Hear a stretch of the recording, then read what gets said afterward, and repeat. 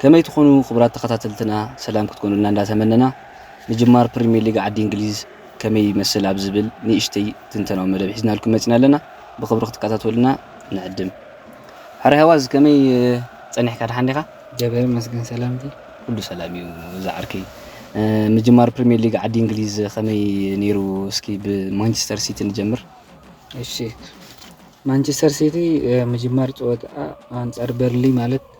ወደ መዝሙር ናይ ጓርዲዮላ ክንብሎ ንኽእል ተማሃራይና ጓርዲዮላ ዝሓለፈ ካምፓኒ ነር ማለት እዩ ናይ ሓቂ ጾታ አንመጀመሩን አኽቢሮም ያትዩ ካምፓኒ ሲን ቻምፒየንሺፕ ተቆጣጣሪዎ ክብል አድናቆት ክቦ ተሰሚዑ ማለት እዩ ጓርዲዮላ ካምፓኒ እቲ ጾታ ጅመር ከሎ ናይ ሓቂ وعي ጾታ ይጀምሩ ማለት ሲሪ ኣብ ሓፂር ግዜ ባህላንድ ጎል ክትረክብ ኪላ ግን እቲ ናይቶም ተጻዋቲ አድኒቀ ማለት ናይ በርሊ ከቃልሱን ጎል ንኽእቱ ክጽዕሩን ርኢና ማለት እዩ ፕረስ ወላኮ ሓያል ፕረስ ተዘይገበሩ ብ5-3 መከላኸል ናይ ሲቲ ክፍትኑ ተራእዮም ኣብ ገለገለ ጾታ ይዕብልዋ ነይሮም ኣብ ገለገለ ደቂቃት ኣብ ሓቂ ይዕብልዋ ነይሮም ብፍላይ ሪኮሉዊስ ንማእከል አትዩ ምስ ሮድሪ ሚድፊልድ ቶፕ ፒቮት ሰርሑ ነይሮም ኣብዚ ብጉልበት ሉዊስ ከምኡን ፎደን ብጉልበት ክበልጽዎምን ካብኦም ሞመንት ኢሎም ተፈላለዩ ዕድላት ክፈጥሩን ርኢናዮም ማለት እዩ ወላኮ መከላኸል ናይ ሲቲ ሰሪሕን ተወፀ ናይ ባሕቂ ፈቲኖም ሲቲ ማለት እዩ ካልኣይ ደብሬና ምስ ወፀ ድማ ኣብቲ ናይ ስትራክቸር ናይ ሲቲ ፎርሜሽን ምቅያር ርኢና ማለት እዩ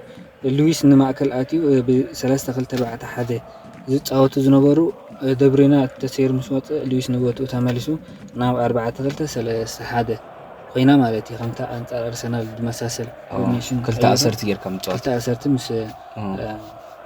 ኮቫቺች ምስ ሮድሪ አሲሮም አልቫሬዝ ኣብ ቅድሚት ገረሞ ማለት እዩ ዴብሮነ ብምንታዩ ተቀንዲ ዋላ ጓርዲዮላ በጎልጾ ተዘይደለ ግን ኣብ ብዙሕ ጨዋታታት ክንሪኦ ከለና ፊት ክኾን ኣይክእል እንደሎ ምስ ምድፋዕ ዕድመ ድኹን ዋላ ክገርመካ ከምኡ ክትብል ትኽእል እንዲኻ ግን እቲ ብዙሕ ግዜ ዘይቅይሮ ተጻዋታይ ደብሩና ካልኦት ክዕርፎም ከሎ ምስ ወሳን ተጻዋታይ ስለ ዝኾነ ብዙሕ ክዕርፎ ኣይንርዮን ኢና ማለት እዩ ዝወዲ ከምዚ ይኸውን ምስ ጭበባት ጭዋዳ ሒዝዎ ካብ 3 ወርሒ ሳብ 4 ወርሒ ይበሃል ዘሎ ማለት እዩ ከምቲ ዝረአናዮ ክልተ ጎል ናይ ሃላንድ ቅድሚ ዕረፍቲ ሓንቲ ጎል ናይ ሮድሪ ድሕሪ ዕረፍቲ 3-0 ይጽወታ ተወዲ ማለት እዩ ናብ አርሰናል ክንሰግር ሃላይ ስር አርሰናል አንጻርነቲንግሃም ዘካይደቶ ግጥም ከመይ ነይሩ አርሰናል አንጻር ኖቲንግሃም ድገብሮ ጾታ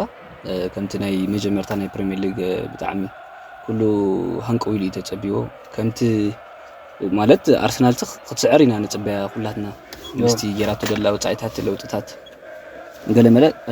ብልክዕ ካው ከም ኮይኑ ከምቲ ድራእናዮም ቅድሚ ዕረፍቲ ብጣዕሚ ብዓብላል ደረጃ 85% ፖዚሽን ሒዞም ኣብ ጾታ ሙሉኦም ተጻዊቶም ቅድሚ ዕረፍትን ከምቲ ዝረአናዮ ብጣዕሚ ኣዝዩ ማራኺ ዝኾነ ጸወታ ብምርኣይ ብጎላት ናይ ኢንኪቲያ ጽብቕቲ ኩዕሶ ካብ ማርቲኔሊ ረኺቡ ጽብቕቲ ጎል የእትዋ ማለት እዩ ካልኣይቲ ጎል ተርእና ኢኻ ሳካ ብኣዝዩ ዝተፈለየ መልክዕ ጽብቕቲ ጎል ብምእታው ደገፍቲ ኣርሰናል ኣሳራሲሮዎ ማለት እዩ ካብኡ ብምቕጻል ድሕሪ ዕረፍቲ ነበረ ጾታ ንእሽተይ ዝሕል በለ ነይሩ ከምቲ ናይ ቅድሚ ዕረፍቲ ንኣርሰናል ከምቲ ናይ ቅድሚ ዕረፍቲ ነበረ ኣብ ሓንቲ ብካውንተር ኣታክ ኖቲንግሃም ፎሬስት ብምእታው 9 ደቂቕ ብ2 ባሕሪ ተዓጽዩ ለካ ኸለ ጾታ ኣብ ምውድኡ ብጣዕሚ ክኸብዶም ኣርሰናል ብፍላይ ሓንቲ ጎል ምስ ተመዝገበቶም ካብ ጾታ ክኾኑ ርኢናዮም እንታይ እቲ ምክንያት ናይ ፎርሜሽን ለውጢ ስለ ዝገበረ ድዩ ወይስ ኣርሰናል ጎል ምስኣት ወታሲ ክትዕቅባ ኣብ ካብ ጾታ ክትወጸሉ ምክንያት እንታይ ሆነ ይስምዓካ ሕጂ ከምቲ ብቀዳማይ ዝራእናዮ ተኮይኑ ኣብ ብዙሕ ግጥማት ጓርዲዮላ ካብ ጭንቀት ኣይወፅን እዩ እቲ ጭንቀቱ ታ ኮይኑ ስምዐኒ መሲልካ ኣነ ጎላት ኣብ ዝሕከያ ካ ንጾታ ናብ ረብሓ ክትቀይሮ ትኽእል ከምዚ እዛ 2-0 ወይ ከዓ 1-0 ኣተኣማማኒ ኮይኑ ኣይረአይኒ ኣብ ብዙሕ ግጥማት ከም ንሪኦ ማለት እዩ ንካምባክ ድዕድም ጾታ እዩ ዝኾን ከምቲ ዝራእናዮ ናይ ኣርሰናል ከዓ እዚ ኩሉ ፖዚሽን ሒዝካ ክልተ ጎል ጥራሕ እቲኻ ኣተኣማማኒ ነበረንቲ ጾታ ከም ናቱ ግብረ መልሲ ከዓ ድሕሪ ዕረፍቲ ብሓንቲ ካውንተር ኣታክ በታ ዝራእናዮ ካውንተር ኣታክ ናብ ክማዓራረዩ ዝኽእሉ ደረጃ በፂሖም ነይሮም ኖቲንግሃም ፎሬስት እዚ ስራሕ እዚ ብጣዕሚ ኣብቲ ናይ ምጥቃዕ ኩዕሶ ሒዝካ ምጽዋትን ናብ ምጥቃዕ እንደዳሃበ ፀወታ ኣርቴታ ብዙሕ ስራሕ ይጽበይ ዘሎ ማለት እዩ ጎል ከተብዝሕ ጥራሕ ይዘለካ ኣብ ከምዚ ሞት እንታይ ፖዚሽን ሒዝካ ጥራሕ ክትወጽኦ ዘይትኽእል ፀወታ ክመፀካ ይኽእል እዩ ሕጂ ኹልና ፀወታ ኣብ ምቕታል ይሓምቁሎም ነቲ ፀወታ ሲ ጓርዲዮላ ማንቸስተር ሲቲ ዝገብሮ ኩሉ ሻዕ ድሕሪኻ ቅድሚ ዕረፍቲኦም ናብ ናቶም ሙድእቱ ፀወታ 3-4 ጎል ድሕሪ እትዮም ቅድሚ ዕረፍቲ ወይ 2 ወይ 3 ይገብሮሞ ድሕሪ ዕረፍቲ ነቶም ጎል ዳዓቀብካ ብካውንተር ጌርካ ነቲ ክፀወተካ ዝመጽእ ዘሎ አንጻር ጋንታ ኣጥቂዕካ ኢኻ ትጥቀመሉ እዚ ዓይነታት ፀወታ እዚ ናብ ኣርሰናል ክመጽእ ኣሉ ኣነ ከም ዝረኣየኒ ማለት እዩ እዚ ተዘይመጽእ ግን ሕጂ በቀዳማይ ኣብ ከምቲ ድራእናይቱ ኮይኑ ሓንቲ ጎል ምስኣተወቶም ስቶፔጅ ታይም ዝተወሰኸነ በዓሉ ኣብ ከመይ ዓይነት ጻዕር ኣትዮም ጭንቀት ኣሎ ሕጂ ኣብ ከምዚ ካብ ምእታው እቲ ፀወታ ናብ ረብሓኻ ናይ ምምላስ ስራሕ ንእሽተይ ተርፎም ኣላ ክብለካ ይኽእል ብኻልእ እምቲ ዝረኣናዮ ዴክላን ራይስ ጽቡቕ ምፍራም ምዃኑ ርኢና ኢና ካይ ሃቨርትዝም ናብ ጽቡቕ ቁመና እንዳመፀ ይመጽእ ኣሎ ብፍላይ እቲ ድሕሪ ኣታክ ዝወሃቦ ዘሎ ሚና ይዋጽኦ ኣሎ እንኬትያ ንጄሱስ ክትከ ኣይክእል ድዩ ዝብሉ ብዙሓት እዮም ግን ከምቲ ትሪኦ ዘለኻ ብፍላይ ኣብ ኢማራትስ ክኾን ከሎ ጽቡቕ ናይ ጎል ምዝጋብ ባህሪ ይደርእ ዘሎ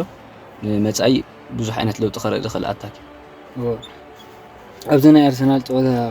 ዘስተውዓልናዮ እንተሎ ምቅያር ቦታ ናይ ተፃወቲ ብጣዕሚ ብዙሕ ርኢና ማለት እዩ ፓርቴይ ኣብ ራይት ባክ ጀሚሩ ኣብ ሚድፊልድ ምስ ፒቮት ካልኣይ ፒቮት ምስ ናይኻ ዝብሎ ዋይት ምስ ዋይት ወይ ምስ ዲክላን ራይስ ክፈጥር ርኢና ማለት እዩ እዚኣ ስራሕ እዚኣ ቲምበር ክገብራ ርኢና ኣብ ኮሚኒቲ ሺልድ ፋይናል ማለት እዩ ቲምበር እንድሕር ርኢና ኣብዚ ናይ ትማል ፀወታ እቲ ዝተዋህቦ ናጽነት ኣይነበሮን ኣብታ ቦትኡ ኮይኑ ዝጻወት ነይሩ ማለት እዩ ምስ ዋይት ምስ ምቅያር ግን ኣብ ዋይትን ፓርተም ከምኡን ዲክላን ራይስ ነይሩ ምቅያራት ዝበዝሐ ማለት እዩ ኣብ ቅሚት ከዓ ከምኡ ነይሩ ናይ በዓል ሃቨርት ዝገለ ሕጂስ ኣርቴታ ነቲ ቀደም ደረቕ ፎርሜሽን ሓንቲ ካብ መጀመርያ ክሳብ መወዳእታ ዝነበረት ከመሓይሻ ዝደለየ ዶ ይመስል እዚ ነገር እዚ ካብ መጀመርቱ እንተሪኢኻዮ ስኳድ ካብ ምስፋሕ ድመጽእ ለውጥታት እዩ ፓርቲ ድሕሪት ናብ ራይት ባክ ምምላሱ ወላ ሓንቲ ሕቶ ደይብሉ ኖቲንግሃም ፎሬስት ኣብ መጥቃዕቲ ብዙሕ ዓቕሚ ከም ዘይብላ ተፈሊጥ እዩ እዚ ዓይነት ኣማራጺታት ክበካ ዝኽእል ግን ንኣብነት ሕጂ ቲምበር ርኢናዮ ብዘይ ዚንቸንኮ ብዘይ ገብርኤል ማጋልሃስ ቲምበር ኣብ ናይ ዚንቸንኮ ቦታ ኣትዩ ዋይት ትዕድል ሲኢኑ ነበረ ኣብቲ ቀንዲ ቦትኡ ኣብቲ ሰንተር ባክ ድበሃል ናብ ሰንተር ባክ ቦትኡ ተመሊሱ ቶማስ ፓርቲ ንማእኸል እንዳኣተወ ዝገብሮ ነበረ ዓይነት ፀወታ ክተምጽእ ተኣንጻር ጋንታ ዘላ ጋንታ ተፃወታ ብጣዕሚ ትውስነካ እያ እዚ ክኸውን ዝገበሮ ግን ካብቲ ስኳድ ምብዛሕ እዩ ንኣርቴታ ብዙሕ ኣማራጺታት ከም ዘለዎ ኢና ርኢና ናይ ቲምበር ነገር ከምታ ዝረኣናያ ብዙሕ ዕድለኛ ክትብሎ ይትኽእልን ግን ኣብ ድመጽእ ብጣዕሚ ስኳድ ከም ዘሎ ንኣርቴታስ ደርኢካ ብዙሕ ለውጣት ክንርኢ ከም ንኽእል ማለት እዩ ኣብዚ ናይ ትማል ፀወታ ገብርኤል ማጋልሃሽ ተቀያሪ ክኸውን ርኢና ከምኡውን ራያ ምምፃእ ምህላው ራምስዳለ ኣብ ቤንች ክኸውን ዶ ስማዓካ እዞም ክልተ ተጫወቲ ቦትኦም ዝስኡ እንተኮይኑ ምስምዑኻ ናይ ማጋላስ እንተኮይኑ ብዙሕ ቅያራት ክህሉ ኢሉ ነይሩ ኣርቴታ ንባዕሉ እዚ ክኸውን እንደኻእለ ከዓ ካብቲ ምምላስ ካብ መስበርቲ ተጫወትን ምስፋሕ ስኳድን ዝተመርኮሰ እዩ ማለት እዩ ምሳሌ ቲምበር ተሪእናዮ ኣብ ሰንተር ባክ ክጻወት ዝኽእል ተጫዋታ እዩ ኣብ ሌፍት ባክ ክጻወት ዝኽእል ተጫዋታ እዩ ኣብ ሲዲኤም ክጻወት ዝኽእል ተጫዋታ እዩ ኣብ ራይት ባክ ከዓ ተቐንዲ ቦትኡ እዩ ማለት እዩ ብጣዕሚ ቨርሳታይል ዝኾነ ተጫዋታ ብናይ ባሕቂ ሕጂ ኣብ ኩሉ ክጻወተልካ ዝኽእል ተጫዋቲ ናብ ሓንቲ ጋንታ ምጻእ ብዙሕ ዓይነት ለውጣት ከምጽእ ከም ዝኽእል ሩድ እዩ ኣነ ከም ዝመስለኒ ማጋልሃስ ንፉዕ ተኸላኻላይ እዩ እዚ ብራዚላዊ ናብ ኣርሰናል ካብ ድመጽእ ቦትኡ ክምንጠር ርኢና ይንፈልጥ ኒና ግን ምስ መጽእ ዘሎ ሓድሽ ስትራቴጂ ናይ ኣርሰናል ሓደ ኾፍ ክብል ሓደ ናብ ፀወታ ከኣቱ ናይ ግድኒ ንምንታይ ከከም ታ ዓይነት ጋንታ ተጫወቱ እዩ ሕጂ ኣነ ኖቲንግሃም ፎሬስት ብዙሕ ኣብ ፀወታ ንኣርሰናል ኣብቲ ፕሬስ ናይ ምግባር ዓቕሞም ብዙሕ ክብድዋ ስለ ዘይክእሉ ናይ በዓል ማጋልሃስ ኮፍ ምባል ትርኢ ማለት እዩ ፀወታ ናብ ኢድካ ኣቲኻ ንፀወታ ብዓብላሊ ፖዚሽን ሒዝካ ንኣንጻር ጋንታ ተስፋ ምቑራጽ ማለት እዩ ሕጂ ማጋልሃስ ቦትኡ ክምንጠልዩ ኣይ ክምንጠልዩ ገና ንሪኦ ክኸውን ግን እዚ ስትራቴጂ ናይ ሓንቲ ጋንታ ዳቀየርካ ተጫወት ኣብ ሓንቲ ቦታ ጥራሕ ደይምስላፍ ወይ ከዓ ሓደ ቤንች ጌርካ ሓደ ተቀያሪ ብምግባር ንማጋልሃስ ክትፈርደሉ ትኽእል ኒኻ ክብለካ ይኽእል ንምንጻእ ናይ ራያና ራምስዴል ድሕሪ ኢልካ ከዓ ራምስደለ ከምቲ ዝረአና ዓሚ ብጣዕሚ ካብቶም ብሉፃት ጎል ኪፐር ዝነበረ እዩ ኣብዚ ሎማ ዓመት ብሉፅ ኮይኑ ክቅፅል እዩ ግን ምስ ብዙሕ ፀወታታት ዕረፍቲ የድሊ እዩ ካልኣይ ነገር ተወዳዳሪት ጋንታ ክትሰርሕ ትኾንካ ተወዳደርቲ ተፃወትካ ክህልውካ ኣሎ ከምኡ ንምባል ይመስለኒ ኣብቲ ሞደርን ፉትቦል ዝበሃል ብዙሕ ራምስደለ ክሳተፍ ኣይትርእኒ ካብቲ ናይ ኣርሰናል ፀወታ ኣብቲ ቢልድ ዝግበር ነገራት ሓንሳ ኣንደር ኮንፊደንስ ክኾን ትሪኦ ኢኻ ነዚ ክፍውስ ኢሉ ራያ ድመፀ ይመስለና ኣነ ራያ ከምቲ ንሪኦ ከምቲ ረኣናዮ ኮይኑ ዝሓለፈ ዓመት ኣዝዩ ፅቡቅ ዝበሃል ዓመት ስለ ዘሕለፈ ኣብ ኣርሰናል ቦታ ክህልዎ ኢለ እየ ዝሓስብ ግን ራምስደለ ቤንቺ ይከውኒ ንዕኡ ዝወሃቡ ተራ ይህሉ ማለት እዩ ሓራይ ክቡራት ተኸታተልቲ ናይ ሎማዓልቲ መደብና እዚ ነይሩ ኣብ ዝመፅእ ብዛዕባ ማንቸስተር ዩናይትድ ከምኡውን ሊቨርፑል ኣንጻር ቸልሲ ዘካየዶ ግጥም ሒዝናልኩም ክንመፅእ ኢና ይቀኒለይ